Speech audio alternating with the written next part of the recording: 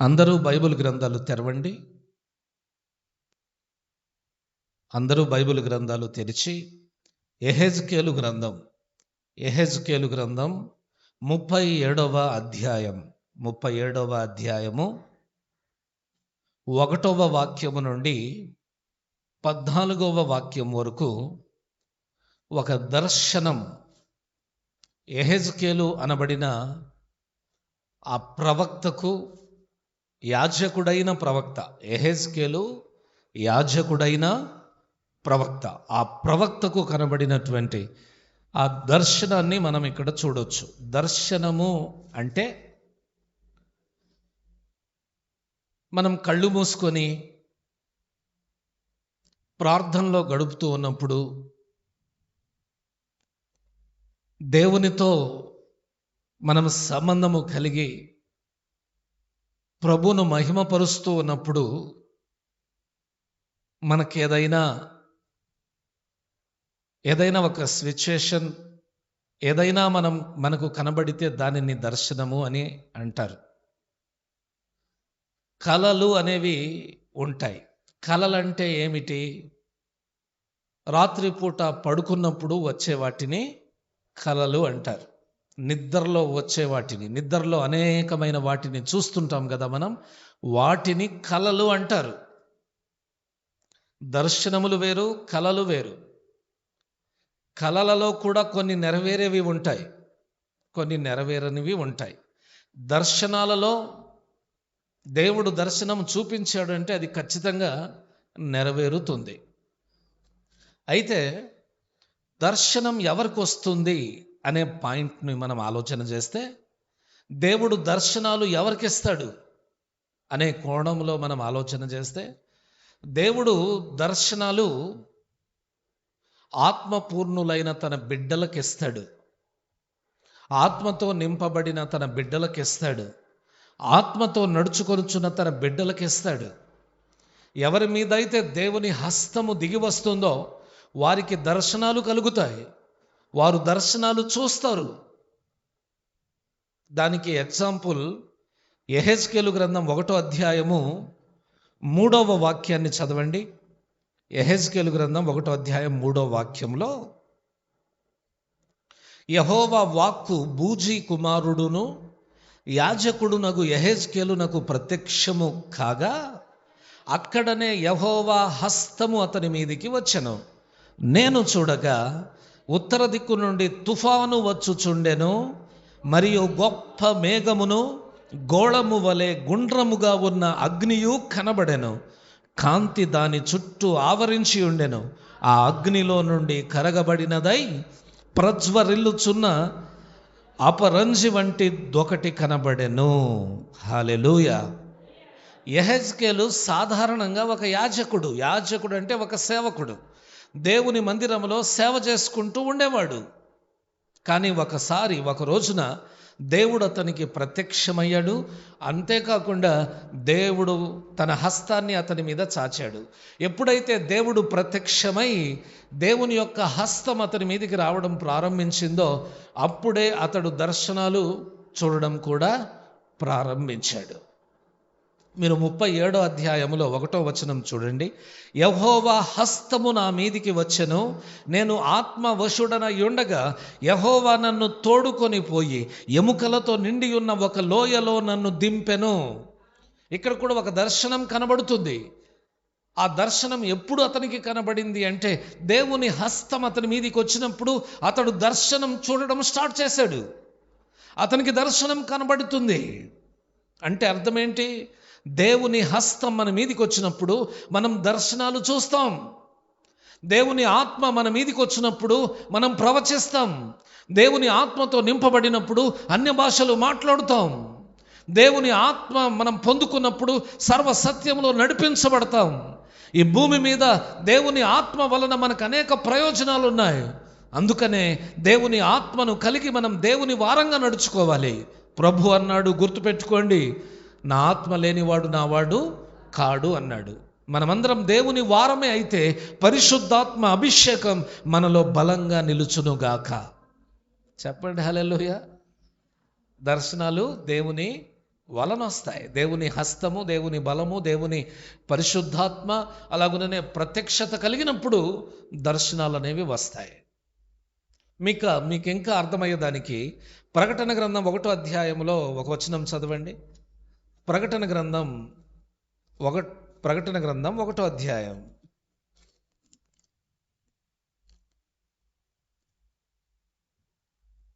10వ వచనం. ప్రభువు దినమందు ఆత్మవశుడనై ఉండగా బూరధ్వని వంటి గొప్ప స్వరము నీవు చూచుచున్నది పుస్తకములో రాసి Ephesus, Smyrna, Pergamum, Thyatira, Sardis, Philadelphia, Laodicea అను 7 సంఘములకు పంపుమని చెప్పుట నా వెనక వింటిని. దేవునికి స్తోత్రం చెప్దామా. ఇక్కడ దైవజనుడైన యోహాను ఒక దర్శనాన్ని లేకపోతే ఒక స్వరాన్ని వింటూ ఉన్నాడు. ఒక స్వరం అతనికి వినబడుతుంది, అతని చెవుల్లోనికి వెళుతూ ఉంది. ఎప్పుడు అతడు దేవుని స్వరాన్ని వినడం ప్రారంభించాడు అంటే, అతనికి దేవుని స్వరం ఎప్పుడు వినబడింది అంటే అతడు ఆత్మవశునిగా మారినప్పుడు. అంటే ఆత్మవశునిగా మారడం అంటే పరిశుద్ధాత్మతో నింపబడినప్పుడు.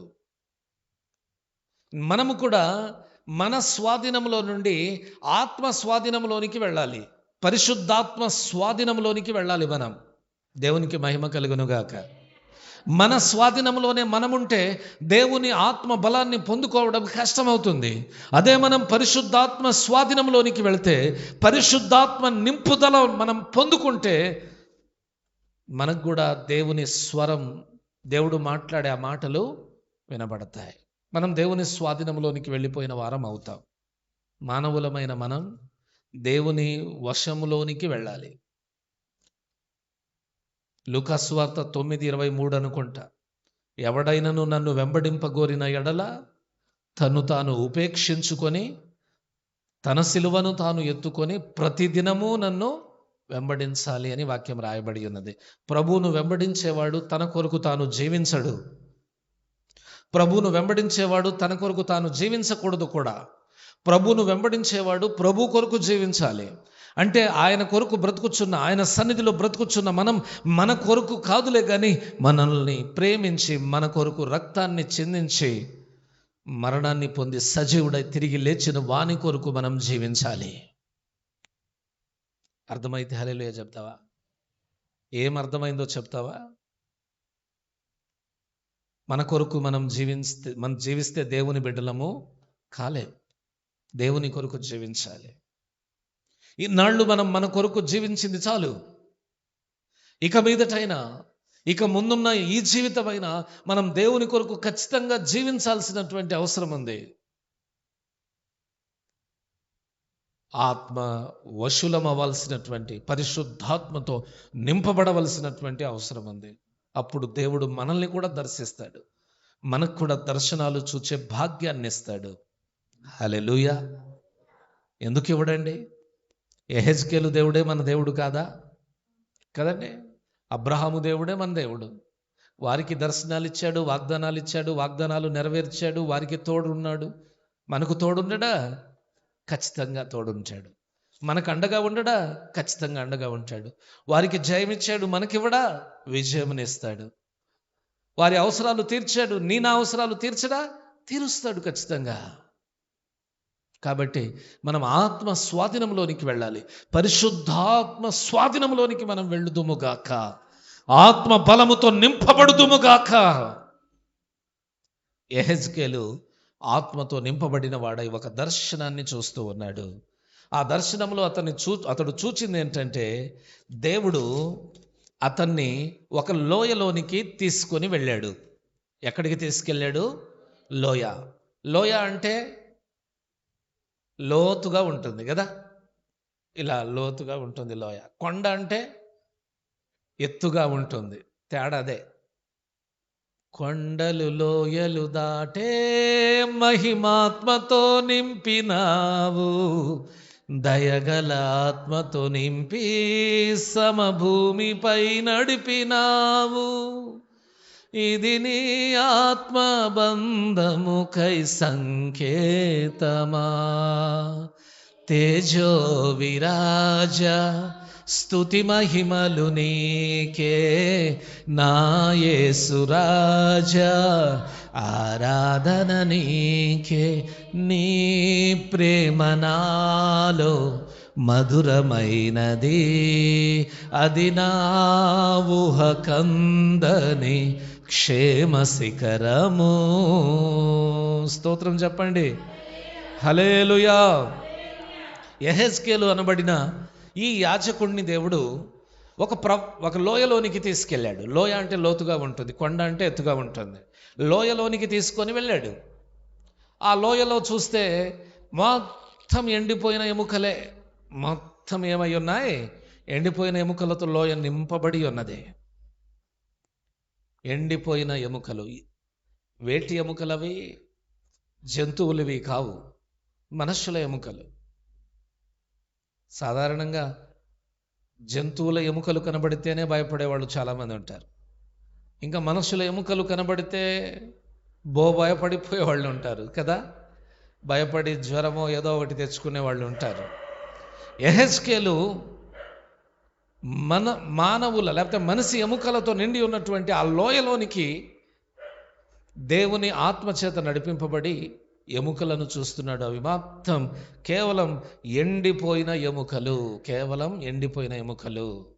వాటిలో ఆ జీవము కలిగిన ఒక్క ఎముక కూడా, లేకపోతే జీవం కలిగిన ఒక మనిషి కూడా లేరు, ఎండిపోయినాయి. దేవుడు అడిగాడు యెహెజ్కేలుతో, ఏమి కనబడుతుంది, నీకేమి కనబడుతున్నాయి యెహెజ్కేలు అని అడిగాడు. దానికి యెహెజ్కేలు అన్నాడు, నాకు మొత్తం ఎండిపోయిన ఎముకలు కనబడుతున్నాయి ప్రభువా. ఈ లోయ మొత్తం ఎండిపోయిన ఎముకలతో నిండి ఉంది కదా ప్రభువా అని చెప్తూ ఉన్నాడు. అయితే దేవుడు అంటున్నాడు, నరపుత్రుడా, ఎండిపోయిన ఈ ఎముకలు బ్రతుకగలవా అని అడుగుతూ ఉన్నాడు. ఏమండి, ఆల్రెడీ మనిషి చనిపోయాడు. చనిపోయి శరీరం అంతా కుళ్ళిపోయింది. శరీరం మీద మాంసం, చర్మం, నరాలన్నీ పాడైపోయి కుళ్ళిపోయి ఎముకలే మిగిలాయి. ఆ ఎముకలు కూడా ఎన్నో సంవత్సరాలుగా ఎండిపోయి ఉన్నాయి. ఇవి బ్రతుకుతాయా అని దేవుడు నిన్ను అడిగితే నువ్వేం చెప్తావు? ఎలా బ్రతుకుతాయి ప్రభువా? అవి బాగా ఎండిపోయి ఉన్నాయి ప్రభువా. వాటి మీద చర్మం లేదు, నరాలు లేవు, మాంసం లేదు, ఏమీ లేవు, ఎలా బ్రతుకుతాయి ప్రభువా అని మనం చెప్తాం కదా. యెహెజ్కేలు అన్నాడు, నాకు తెలియదు ప్రభువా, నాకు తెలియదు, అది నీకే తెలుసు ప్రభువా అన్నాడు. ఏమన్నాడు? అది నీకే తెలుసు ప్రభువా అన్నాడు. మంచి మాట చెప్పాడు కదా, దేవుని మీదే భారం వేసేసాడు. దీన్ని బట్టి మనం ఏం అర్థం చేసుకోవాలి? మనం కూడా ఎవరి మీద భారాలు మోపాలి? బిడ్డ, నా భారం నీ మీదేరో, జాగ్రత్త చూసుకో. యాక్చువల్లీ వృద్ధులైనాక తల్లిదండ్రులను బిడ్డలే చూసుకోవాలి. అయినా మన బిడ్డ మనల్ని బాగు చూసుకున్నట్లు మన భారం దేవుని మీద, వృద్ధులైన మీరు మీ భారాన్ని దేవుని మీద మోపండి. అప్పుడు మీ బిడ్డలతో దేవుడు మాట్లాడి వారు చక్కగా మిమ్మల్ని ప్రేమించేటట్టు దేవుడే చేస్తాడు. హల్లెలూయా. నిజమా? నమ్ముతారా? ఖచ్చితంగా దేవుడు అలా మారుస్తాడు మీ బిడ్డల్ని. దేవునికి మహిమ కలుగును గాక. హల్లెలూయా. మన భారం మొత్తం ఎవరి మీద మోపాలి? మనం దేవుని మీద మోపాలి. ప్రతి విషయంలో మనం దేవుని మీద మోపాలి. ఇక్కడ యెహెజ్కేలు నీకే తెలియను అని దేవునితో చెప్పేస్తూ ఉన్నాడు. దేవునికే ఆ విషయాన్ని అప్పగించేస్తూ ఉన్నాడు. దానికి దేవుడు ఏమన్నాడో చూద్దామా? తర్వాత ఏం జరిగిందో చూద్దామా? అందుకు దేవుడు ప్రవచనమెత్తి ఎండిపోయిన ఎముకలతో ఇట్లనుము, ఎండిపోయిన ఎముకలారా యెహోవా మాట ఆలకించుడి. ఎముకలతో యెహెజ్కేలు మాట్లాడుతూ చెప్పిన మాట, ఎండిపోయిన ఎముకలారా యెహోవా మాట ఆలకించండి. ఎండిపోయిన ఎముకలకు చెవులు ఉంటాయా? ఏమండి, అవి ఎక్కడ వింటాయి? ఎండిపోయిన ఎముకలకు చెవులు ఉంటాయా? మిమ్మల్ని అక్క అడిగేది. ఉండవుగా. కానీ దేవుడు ఎండిపోయిన ఎముకలారా దేవుడు మాట్లాడుతున్న మాటలు వినండి అని చెప్తూ ఉన్నాడు. అసలు ఇక్కడ ఎండిపోయిన ఎముకలు అనేవి ఎవరికి సాదృశ్యమో తెలుసా? పాపములో, చీకటిలో బ్రతుకుతున్న ఇశ్రాయేలీలకు సాదృశ్యము. పాపములో, చీకటిలో, లోకములో బ్రతుకుతున్న ప్రతి ఒక్కొక్కరు దేవుని దృష్టిలో ఎండిపోయిన ఎముకల్లాంటి వారే. ఎండిపోయిన ఎముకల్లాగే కనబడతారు దేవునికి.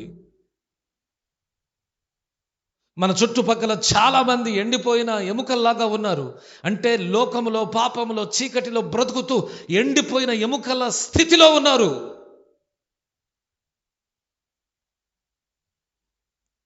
మన కుటుంబంలో ఇంకెవరైనా మారు మనసు పొందకుండా ఉన్నాడు అంటే అతడు దేవుని దృష్టిలో ఎండిపోయిన ఎముకతో సమానం.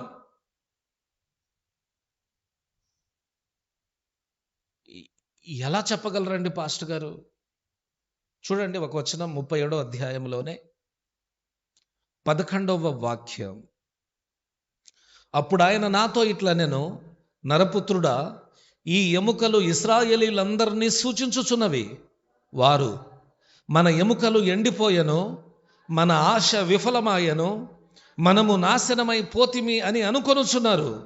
కాబట్టి ప్రవచనమెత్తి వారితో ఇట్లనుము, ప్రభువగు యెహోవా ఇలాగు సెలవిచ్చుచున్నాడు, నా ప్రజలరా, మీరున్న సమాధులను నేను తెరిచెదను, సమాధులలో నుండి మిమ్మల్ని బయటకు రప్పించి ఇశ్రాయేలు దేశంలోనికి తోడుకొని వచ్చేదను.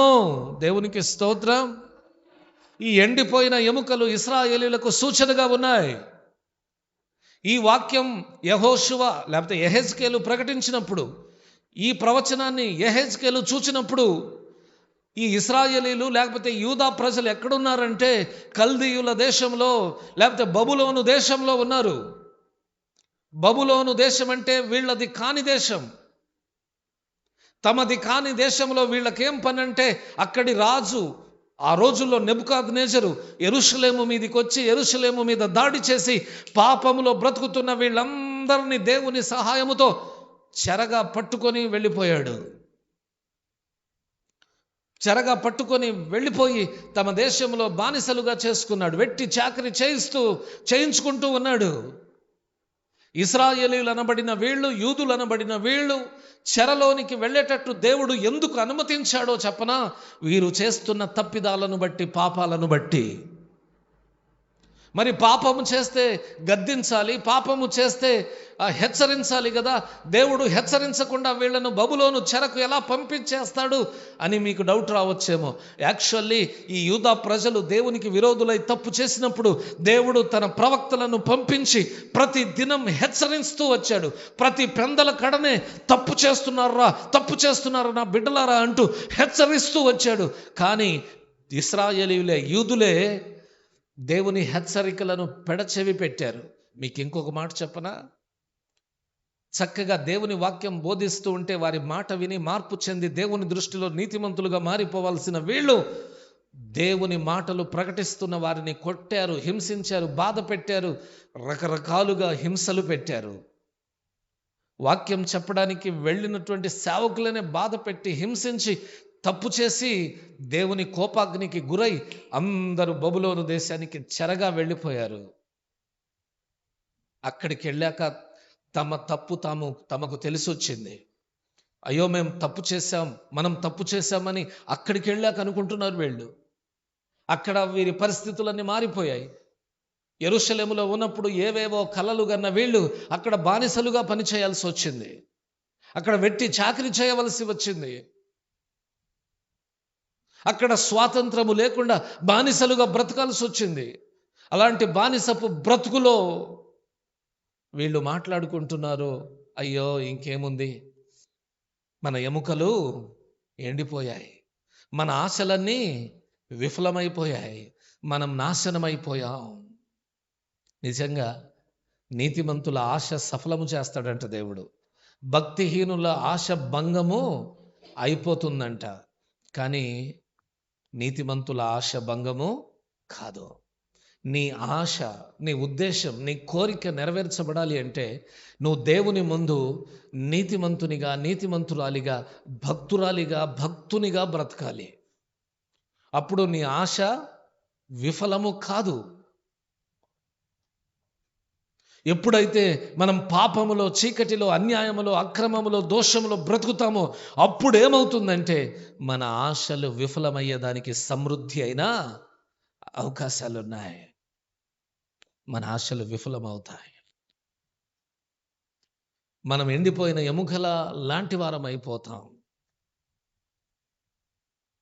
పాపములో బ్రతుకుతున్న వారందరూ దేవుని దృష్టిలో ఎండిపోయిన ఎముకలే. మీకు ఇంకొక మాట చెప్తాను. ఎండిపోయిన ఎముకల వంటి స్థితులు మనలో కొన్ని ఉన్నాయి. అవేంటో చెప్పనా? మన శరీరాన్ని పట్టి పీడిస్తున్నటువంటి బలహీనతలు, అనారోగ్యం అనేటటువంటి ఎండిన ఎముకలను పోలి ఉన్నాం మనం. మనలో అనారోగ్యము లేని వారు ఎవరైనా ఉన్నారా? చేతులెత్తండి. ప్రతి ఒక్కొక్కరిలో ఏదో ఒక బలహీనత. ఈ రోజుల్లో చిన్న పిల్లాడు మొదలుకొని పండు ముసలివాని వరకు ఏదో ఒక రోగం పట్టి పీడిస్తూ ఉన్నటువంటి పరిస్థితి, ఏదో ఒక బలహీనతకు మనిషి గురవుతున్నటువంటి పరిస్థితి. ఈ రోగం అనేది ఒక ఎండిపోయిన ఎముకతో సమానం. అలాగుననే కొందరికి ఆర్థిక కష్టాలు, డబ్బు కష్టాలు. ఆర్థిక కష్టాలు అంటే డబ్బు కష్టాలు. సంపాదించేది తక్కువ, ఖర్చు అయ్యేది ఎక్కువ. ఏమండి? సంపాదించేది తక్కువ, ఖర్చు అయ్యేది ఎక్కువ.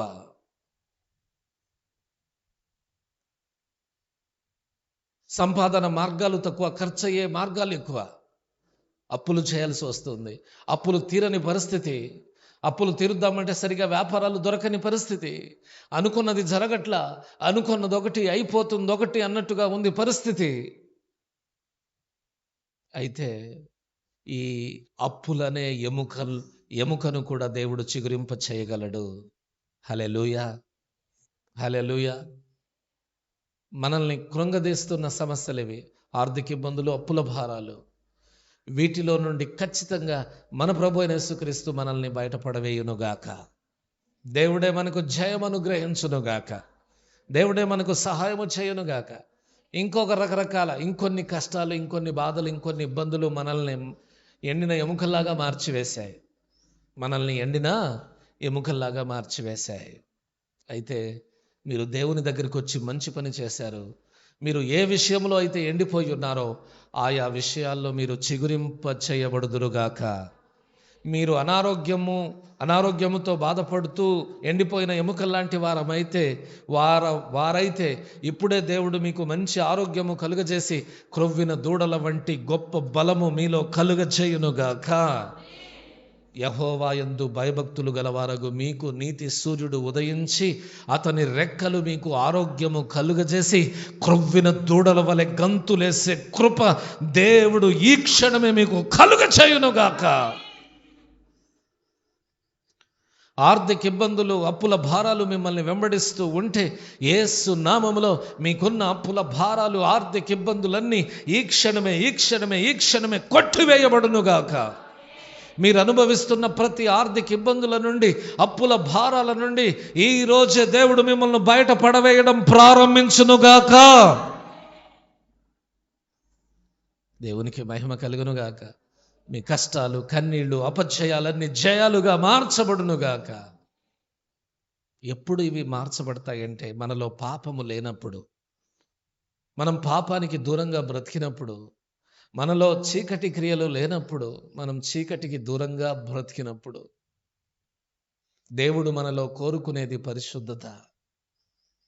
దేవుడు మనలో ఆశించేది నీతి, యథార్థత. ఇశ్రాయేలీయులు అదే కోల్పోయారు.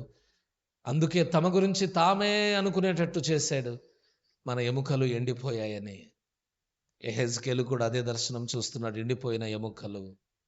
యెహెజ్కేలుతో దేవుడు అన్నాడు, ఇవి బ్రతుకుతాయా? ఏమో ప్రభువా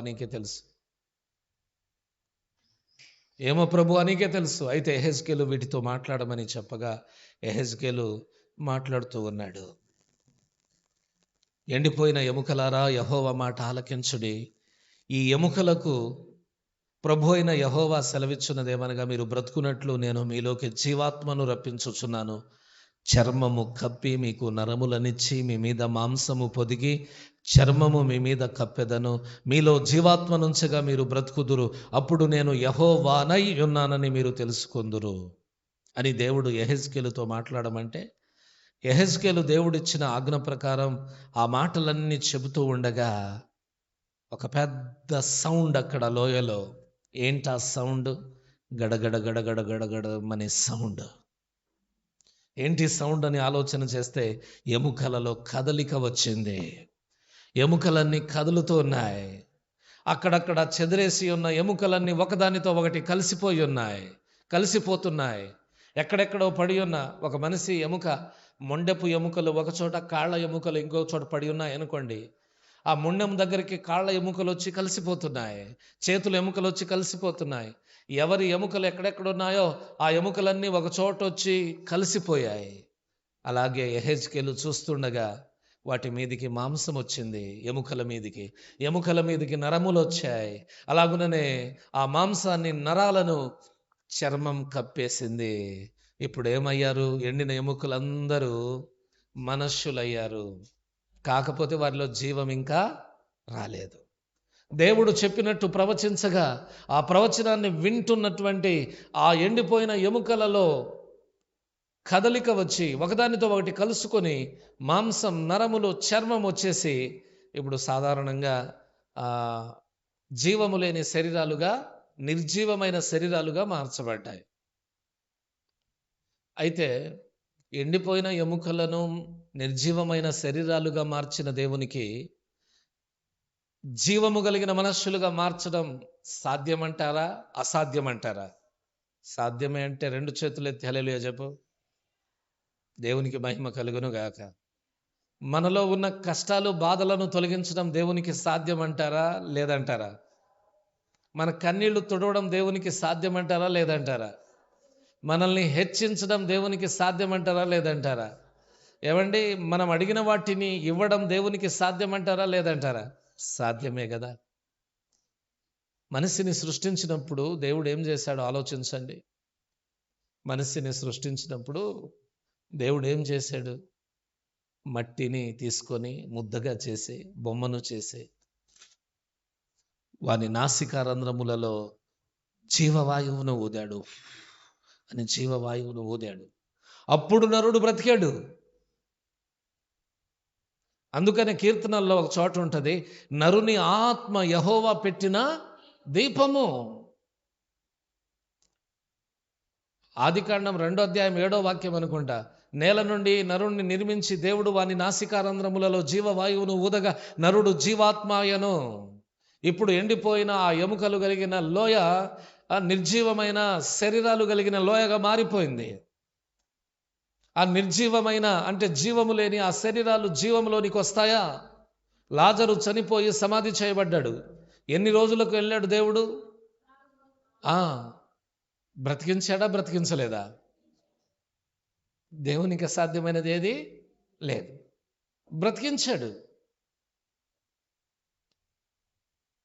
యేసు ప్రభువారు 3వ దినమున తిరిగి లేచాడా? అందుకని ఆయన అంటాడు, పునరుద్ధానము జీవము నేనే, నా యందు విశ్వాసం ఉంచువాడు చనిపోయినను బ్రతుకును. టోటల్గా చనిపోయిన ఆయన మనలను బ్రతికించగలడు. అసలు మనకు జీవం ఇచ్చిన వాడు ఆయనే.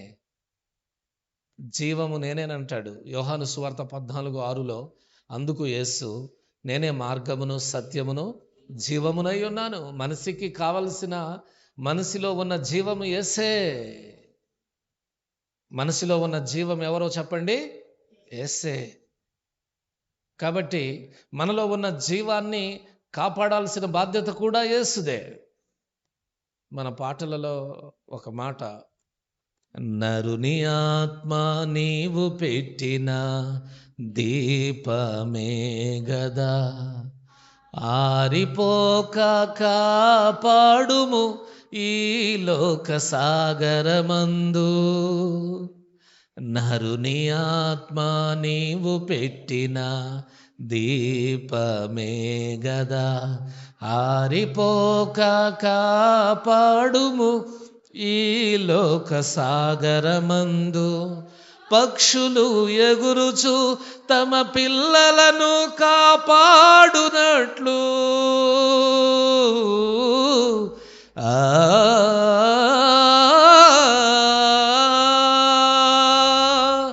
పక్షులు ఎగురుచు తమ పిల్లలను కాపాడునట్లు కాపాడుము నా యేసయ్యా, నీకే ఆరాధన. కాపాడుము, నీకే ఆరాధన. నిన్ను చూసే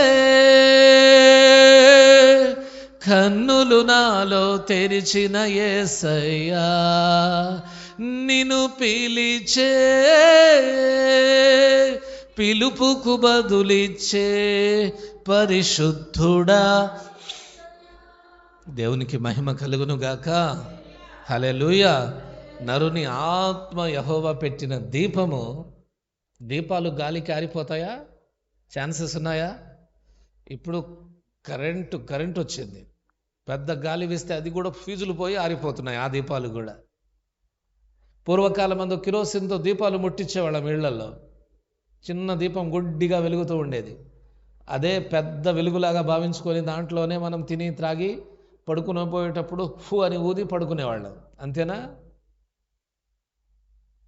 ఆ చిన్న దీపం పెద్ద గాలి వీచింది అనుకోండి, ఉండేదా ఆరిపోయేదా? అది ఆరకుండా ఉండాలంటే గాలి తగలని చోట పెట్టేవాళ్ళం కదా. మానవుని జీవితం కూడా ఆరిపోకుండా ఉండాలంటే ఏ శ్రమ, బాధ, శోధన అనే గాలి తగలకుండా ఆ జీవితాన్ని సంరక్షించాలి. ఎవరు మానవుని జీవితాన్ని అలా సంరక్షించగలరు? అలా సంరక్షించగలిగిన దమ్ము, ధైర్యము, సామర్థ్యము ఉన్న దేవుడు ఎవరు? యేసు ప్రభువారే. అందుకని నా దీపం ఆరిపోకుండా కాపాడండి ప్రభువా. సుడిగాలిలోనైనా జడివానలోనైనా ఆరిపోదులే నీవు వెలిగించిన దీపము. నీవు వెలిగించిన దీపము, నీవు వెలిగించిన దీపము, నీవు వెలిగించి నీవు వెలిగించిన దీపము. హల్లెలూయా. దేవుడు వెలిగించిన దీపాలివి. ఆరిపోకుండా కాపాడే భారం కూడా ఆయన మీదే వేయాలి. సరే, ఎండిపోయిన ఎముకలు శరీరాలుగా మార్చబడ్డాయి. ఈసారి ఏమైందో చదువుదాం బైబిల్లో.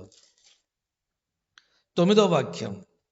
అప్పుడు ఆయన, నరపుత్రుడా, జీవాత్మ వచ్చునట్లు ప్రవచించి ఇట్లనుము, ప్రభువుకు యెహోవా సెలవిచ్చినదేమనగా, జీవాత్మ నలుదిక్కుల నుండి వచ్చి హతులైన వీరు బ్రతుకున్నట్లు వారి మీద జీవాత్మ నలుదిక్కుల నుండి వచ్చి హతులైన వీరు బ్రతుకున్నట్లు వారి మీద ఊపిరి విడువుము.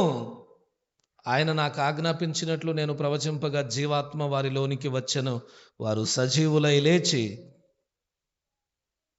లెక్కింప సఖ్యము కాని మహాసైన్యమై నిలిచిరి. స్తోత్రం చెప్పండి గట్టిగా. ఈసారి యెహెజ్కేలును ప్రవచించమన్నాడు. జీవాత్మ వచ్చునట్లు ప్రవచించమన్నాడు. యెహెజ్కేలు ప్రవచించాడు. ఏమని ప్రవచించాడు? జీవాత్మ వీరందరూ లేచి నిలబడినట్లు, సజీవులై బ్రతుకున్నట్లు జీవాత్మ వీరిలోనికి వచ్చి వీరి మీద ఊపిరి విడువు అని ప్రకటించాడు, ప్రవచించాడు. వెంటనే జీవాత్ముడైన దేవుడు వారి మీదకి వచ్చి వారికి ఊపిరినిచ్చాడు. అక్కడున్న శరీరాలన్నీ సజీవులై తిరిగి లేచి మహాసైన్యముగా నిలబడిపోయాయి. దేవునికి మహిమ కలుగునుగాక. ఎండిన ఎముకలు, శరీరాలు కలిగే ఎండిన ఎముకలకు ఆ శరీరాలు ఇప్పుడు జీవము కలిగి లేచి నిలబడ్డాయి. మహాసైన్యంగా లేచి నిలబడ్డారట. మహాసైన్యంగా లేచి నిలబడ్డారట. నిలబడిన తర్వాత దేవుడు అంటున్నాడు, వీళ్ళు ఇశ్రాయేలీయులకు సూచనగా ఉన్నారు. ప్రియులారా, మనలో కూడా పాపం ఉంటే మనము కూడా ఎండిపోతూ ఉంటాం. పాపం ఎండిపోజేస్తుందండి. పాపము ఎండిపోచేస్తుంది. మనలో ఉన్న పాపమే మన మీదకి ఆశీర్వాదం రాకుండా అడ్డుకుంటుంది. ఒక చిన్న ఎగ్జాంపుల్ చెప్తా. ఇనుప ముక్కను వాడకుండా అలా మట్టిలోనో రోడ్డు మీదో ఎక్కడో అలా పడేయండి, కొన్నాళ్ళకి ఏమవుతుంది? అది తుప్పు పడుతుంది. ఆ తుప్పును అలా వదిలేస్తే కొన్నాళ్లకు ఆ తుప్పే దాన్ని తినేస్తుంది.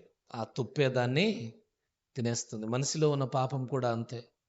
ఏదైనా పొరపాటున పాపం జరిగినప్పుడు ఒప్పుకొని విడిచిపెట్టకుండా ఆ పాపాన్ని అలాగే కప్పుకొని ఆ పాపంలోనే సాగుతూ ఆ పాపంలోనే బ్రతుకుతూ ఉన్నామనుకోండి, మన పాపమే మనల్ని పట్టుకుంటుంది. మన పాపమే మనల్ని ఎండిపోయిన ఎముకల వలె మార్చేస్తుంది. మన పాపమే మనల్ని ఎండిపోయిన స్థితిలోనికి తీసుకెళ్ళిపోతుంది. మన పాపమే మనల్ని కృంగదీస్తుంది. అందుకనే మనలో ఏ పాపము లేకుండా మనం బ్రతకాలి. నీతిమంతులముగా, పరిశుద్ధులుగా, పాపరహితంగా మనం బ్రతకాల్సిన అవసరం ఉంది. పాపము లేని పవిత్రమైన జీవన ఆధారం, జీవితం మనం కలిగి ఉండాలి. ఎన్నాళ్ళు ఇంకా పాపంలోనే బ్రతికి దేవుని దృష్టిలో ఎండిపోయిన ఎముకల్లా కనబడతారు. ఎన్నాళ్ళండి? మనకు పాపం చేస్తున్నప్పుడు అది తీయగా ఉంటుందంట. దాని ప్రతిఫలం అనుభవిస్తున్నప్పుడే అయ్యో పెద్ద తప్పు చేశానని అనిపిస్తుందంట. అర్థమవుతుందా? దాని ప్రతిఫలం అలా బాధ పెడుతుంది మనల్ని. కాబట్టి మనం పాపానికి దూరంగా పవిత్రులుగా బ్రతికితే ఇశ్రాయేలీయులు చెరలోనికి వెళ్ళినట్టు మనం కూడా ఈ ఈ లోకంలో శ్రమలనే చెరలోనికి వెళ్లకుండా కాపాడబడతాం. ఒకవేళ ఇన్నాళ్ళు తెలియక లేకపోతే తెలిసో పాపము చేసి కష్టమనే, నష్టమనే, ఇరుకనే, ఇబ్బందులనే చెరలో నీవు ఉంటే, ఇప్పుడైనా చెరసాలలో ఉన్నావంటే ఆల్రెడీ ఎండిపోయిన ఎముకల స్థితిలో ఉన్నావు. ఇప్పుడైనా నువ్వు మారు. ఈరోజైనా మార్పు చెందు. ఈరోజైనా నువ్వు దేవుని కనికరం కొరకు ప్రార్థన చేసుకో. ప్రభువా, నేను పాపం చేసి, తప్పు చేసి, నీ వాక్యాన్ని త్రోసేసి ఇదిగో ఎండిపోయిన ఎముకల వలె ఉన్నాను. నా కుటుంబం ఎండిపోయిన ఎముక స్థితిలో ఉంది. నీవే నన్ను చిగురింప చేయండి, నీవే నన్ను జీవింప చేయండి, నీవే నన్ను సరిచేయండి, నీవే నా పరిస్థితి మార్చండి అని ఇప్పుడే ప్రార్థన చేయి. ఖచ్చితంగా ఎండిన ఎముక వంటి నీ కుటుంబాన్ని చిగురింప చేసి జీవం కలిగిన కుటుంబంగా మారుస్తాడు. ఎండిన ఎముక వంటి నీ అనారోగ్య పరిస్థితిని ఆరోగ్యకరంగా మారుస్తాడు. నీ ఆర్థిక పరిస్థితిని సమృద్ధి కలిగినదిగా మారుస్తాడు. నీ కష్టాలను, కన్నీళ్లను దేవుడు దూరపరిచి నీ దుఃఖ దినాలను తీసివేసి నీ దుఃఖ దినాలకు ముగింపు పలికి దేవుడు నీలో జీవాన్ని కలుగజేసి నిన్ను ఆశీర్వదించి వర్ధిల్ల చేస్తాడు. ఈరోజే నిన్ను దేవుని ఎదుట ఎండిపోయిన ఎముకల్లాగా నిలబెడుతున్న ఆ పాపాన్ని, చీకటిని, ఆ దోషాలన్నిటినీ, నీలో ఉన్న అక్రమాలన్నిటినీ